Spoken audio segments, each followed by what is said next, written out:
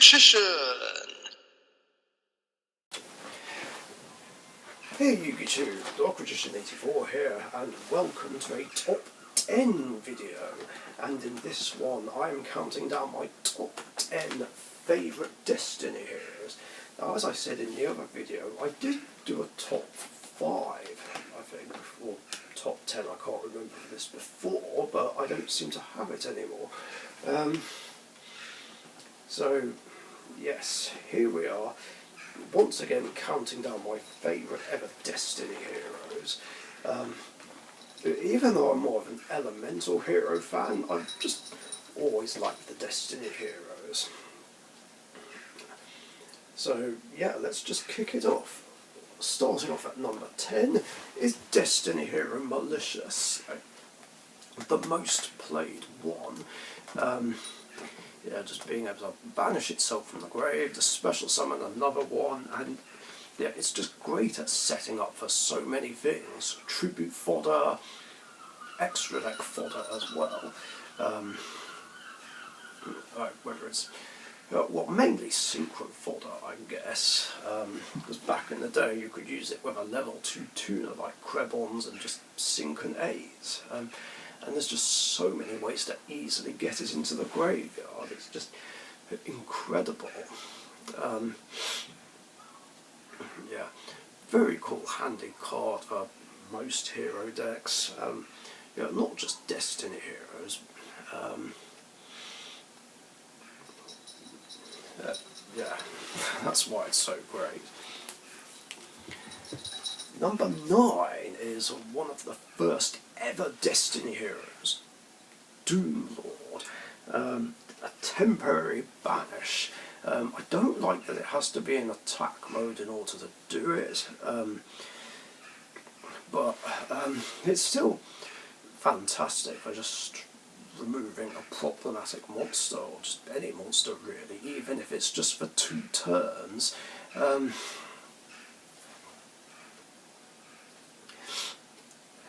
Now, normally I don't like cards that just outright banish something just like that, but because it's temporary, it's not so bad. I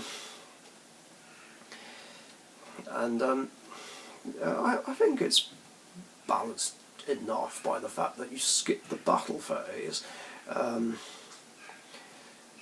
it's not usually a problem if you're just well defended. Or if you're just in a position where you can't attack anyway. Yeah, I don't see playing Destiny hero decks anymore though, but you know, I still have it in my September 07 format Destiny hero deck, just because I like to try and include all the ones that were available back then, and yeah, I didn't want Doomlord to be left out. So yeah, very cool, useful card. Number 8 is Destiny hero Dasher, like the special summon counterpart to Necroshade, but also has to have the restriction that that monster has to be drawn in the draw phase. But yeah, other than that, yeah, still a cool 2200 beat stick that can get stronger if you tribute a monster, but I also like that it can help special summon monsters like really easily. And back when I was playing Dark Magician Hero, this was a really helpful asset. It was basically another way to special summon Dark Magician to the field, and it proved to be very helpful when making a comeback play against my friend G playing Karakuris. I think I had him on 100 life points, then he turned the duel around and I got stuck behind the Churia Beast, and I top-decked Dark Magician, which normally wouldn't be great, but because Dasher was in the grave, I could just special summon him and then attack for game. So great. Not great if it's in the hand though. I mean, in a Destiny hero deck, it's not so bad because you can just discard it with Destiny Draw or Dunker, but in Dark Magician Hero it's not great, because ideally I want this to stay in the deck so I can mill it with Future Fusion and just go for absolute zero. But yeah, it's just a helpful card that's really saved me on occasion. Number 7 is another of the originals, Destiny Hero Diamond Dude. Because he has a really cool effect as well. Just milling any spell and then activating the effect from the graveyard, and you don't even pay a cost to do it. Yeah, there were just so many things you could do with it. I mean, I once had the idea of running Dark Magic Attack or Burst Stream of Destruction in my Destiny Hero deck when I was first building it. Never did though.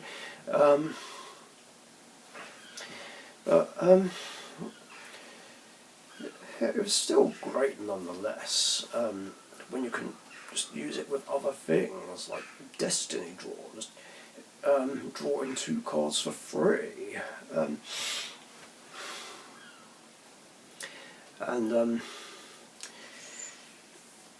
Yeah, it just proved to be really great, whether I was playing it in Destiny Heroes or Diamond Dude Turbo, which was like maybe one of the few meta decks that I genuinely did like. But I didn't like it because it was meta, and I didn't play it because it was meta. I only did it because it's a hero deck, and I only played it out of my love for heroes. Yeah, that's all it was.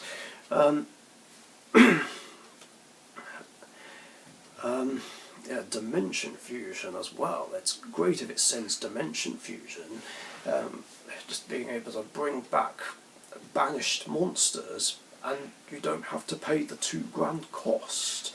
Yeah, that was hella fun. And then of course Dimension Fusion got banned. So it's like, oh well.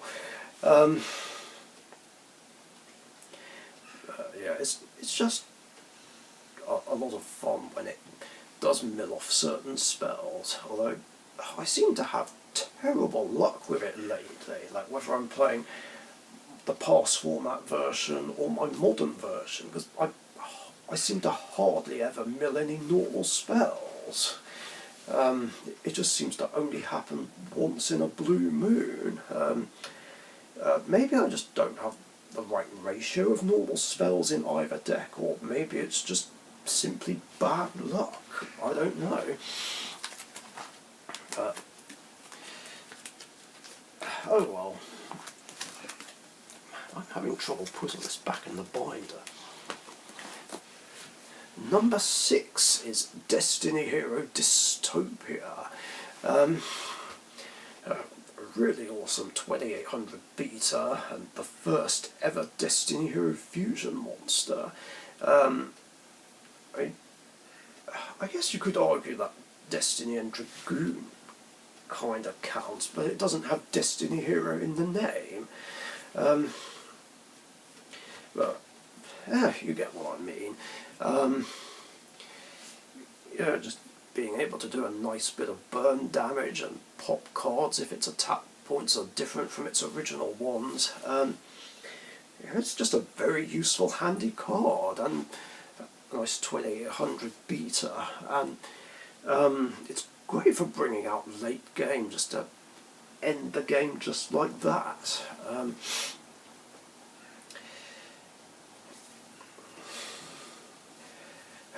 I mean,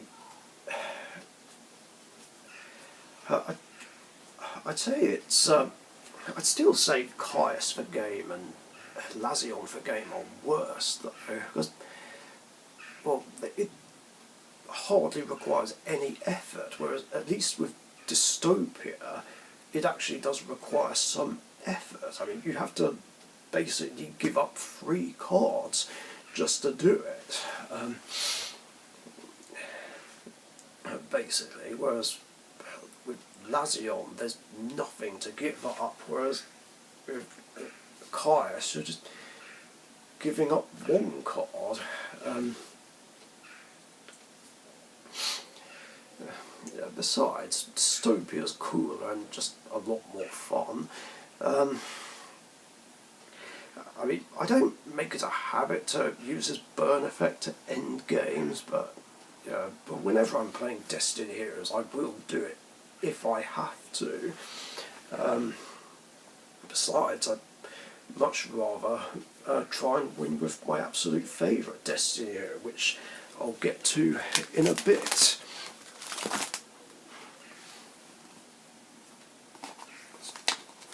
And we're at the halfway point. In at number 5 is another of the fusions, Destiny Hero Dominance. Just needing any 3 Destiny Hero monsters. Our Dominance is just great in so many ways. It's nice to bring out early or mid-game, just to try and overwhelm the opponent with 2900, or maybe even more if powered up by Dread Decimator or Honest Neos. I like being able to rearrange either my top 5 or the opponent's top 5, and basically hope they don't draw anything amazing to try and turn the tide, really. And its other effect is really useful, just being able to bring back some lower level Destiny heroes. I particularly like it, like if I bring it out with Fusion Destiny and use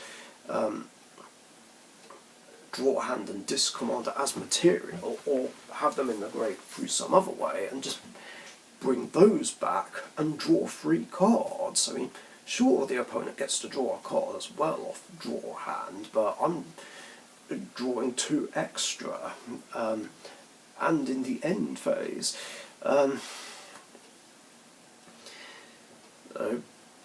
Oh yeah, and of course it has that Nova Master Divine Wind effect of just being able to draw a card when it destroys a monster by battle. Yeah, I really like monsters that do that.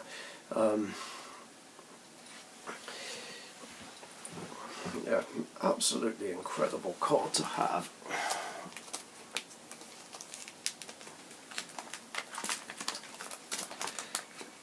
Number 4 is another of the classics that we're going back to, Destiny Hero Disc Commander. Such a great card, because who doesn't love drawing 2 cards, which is what Disc Commander lets me do when special summoned from the grave. Even though it's a rot, it's still just great to have in a modern Destiny Hero deck. Because yeah, there's multiple ways to get it in the graveyard, and even though it can't use the effect in the same turn it goes to the grave anymore, and even though it's a hard once per duel effect, it's still just great to have and bring back, whether you're bringing it back through Dominance or Cross Crusader. It still helps with consistency. And even though Destiny Heroes don't have a specific search card like E-Emergency Call, all these extra draw cards, Disc Commander, Dominance, Destiny Draw, it helps keep up with Destiny Heroes and go toe to toe.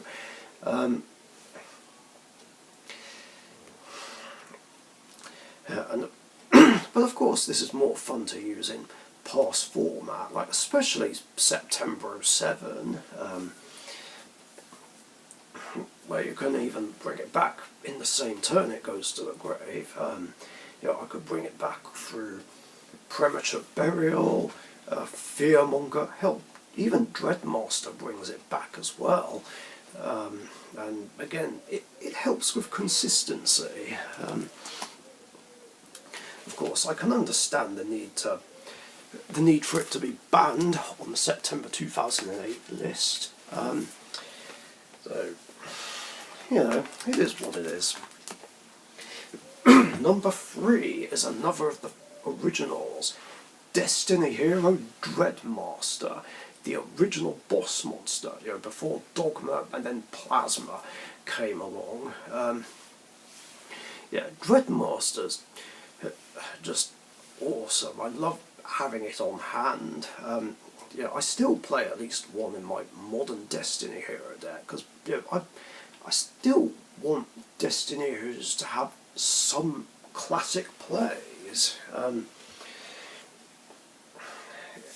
I don't want Dreadmaster to be left out. I still want the option of being able to summon it through Clock Tower Prison, but even if that doesn't work, so what? I can still put it out on the field through other means, or use it as discard fodder for Destiny Draw, or use it as a fusion material for any of the fusions. It's still great to have on hand. I mean, it can be a brick, but with only one in modern Destiny Heroes, the chances of it being a brick are very slim. If anything, I'd say it bricks more in past format versions of Destiny Heroes. I mean, I play 2 copies in my September 07 build, just because I want to have that option, that go-to play. It just wouldn't feel right without it, but that's just my personal opinion. Although it can get really annoying if I draw him, because it's like, this is really not ideal, like especially if I draw both copies, because again, I want to be able to special summon it from the deck if need be. But it's not that much of a problem, because Clock Tower Prisons can also special summon it from the hand as well as the deck. But who doesn't love a classic Clock Tower Prison play?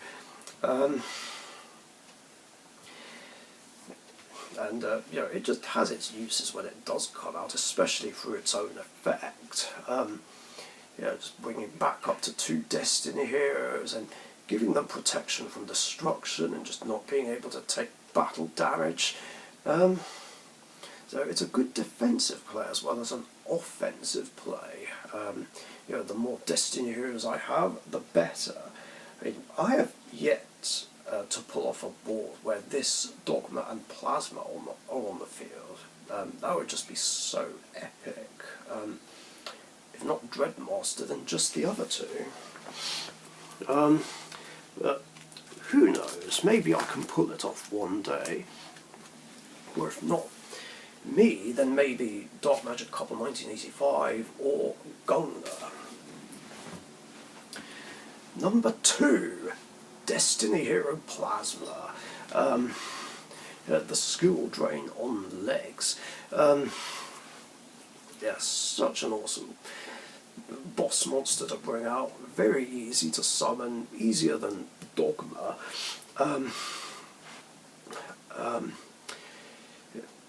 It's just really cool as well, and also having a relinquished effect.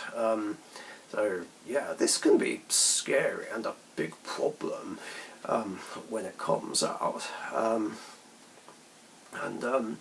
Not a lot of monsters can get round it.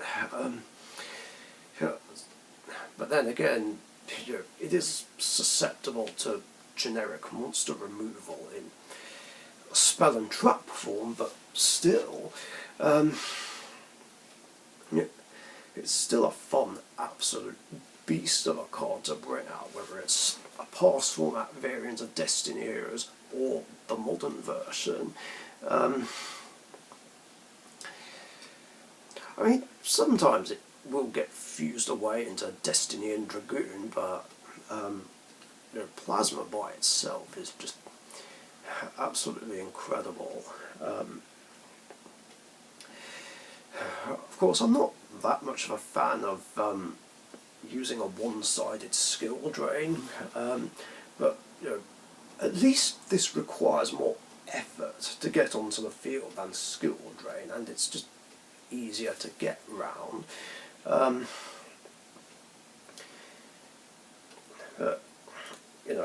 obviously going for plasma isn't the only thing Destiny heroes do, but yeah, it's still a great option to have regardless. Besides, it's more fun to win with my Destiny heroes using this next card, which brings me to number 1. My favourite Destiny hero is Dogma. The other main deck boss monster, which I guess took over from Dreadmaster, or wasn't even pacing, but yeah, I guess you could argue Plasma is more of the main deck boss monster now, but I'd say it's a tie between that, Dreadmaster, and this card. I just think Dogma is more fun though. I mean, yeah, you need to tribute a Destiny hero as one of the 3 monsters you tribute, but that's nothing to give up really.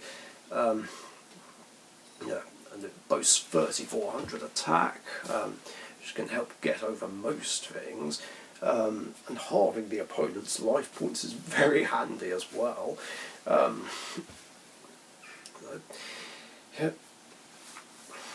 Yeah, and can just push the way forward for a further offensive play.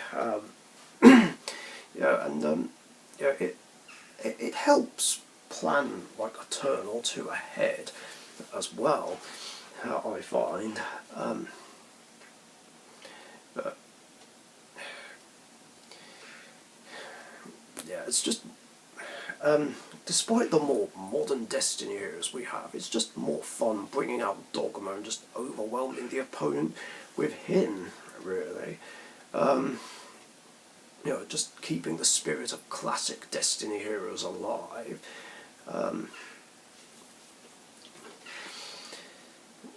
So yeah, it's nice to still have some classics in modern Destiny heroes. I don't play all of them though, in the modern version, but still the classics live on. And that's going to do it for my top 10 favourite Destiny heroes. Hope you guys enjoyed. If you did, leave a like and a comment, share and subscribe if you haven't subbed already. And thanks for watching, stay safe, and I'll see you later. Bye bye. Thank you very much for watching. Be sure to subscribe to the Richician YouTube channel.